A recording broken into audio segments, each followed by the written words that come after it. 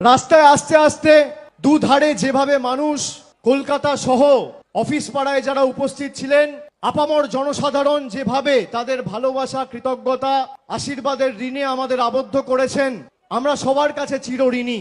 দুদিনের ব্যবধানে তৃণমূল যদি এই মিছিল করতে পারে, তাহলে আগামী 2 মাসের মধ্যে দিল্লিতে কি করতে পারে সেটা বিজেপির বন্ধুদের আমরা একবার ভেবে দেখতে বলবো। এর জবাব বাংলা দেবেই।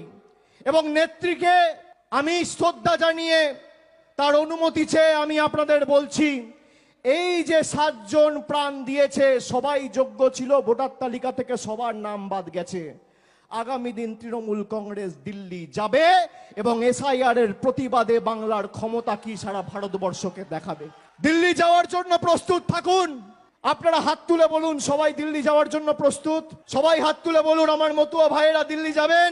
যাবেন সবাই দিল্লি যাওয়ার জন্য প্রস্তুত। হাত তুলুন। বাংলার ক্ষমতা কি আমরা দেখাবো। বাংলার ক্ষমতা কি আমরা দেখাবো। দিল্লি যাওয়ার জন্য প্রস্তুত। বিজেপিকে জবাব দেওয়ার জন্য প্রস্তুত। জনগর্জন কাকে বলে ভারতীয় জনতা পার্টিকে শিক্ষা দেওয়ার জন্য প্রস্তুত। তোমরা চক্রান্ত করে জোর জবরদস্তি এসআইআর চাপাতে চাইছো। তৃণমূল মানুষের ক্ষমতা নিয়ে প্রতিবাদ প্রতিরোধ কাকে বলে আগামী 2 মাসের মধ্যে দিল্লিতে দেখাবে। তৈরি থাকুন।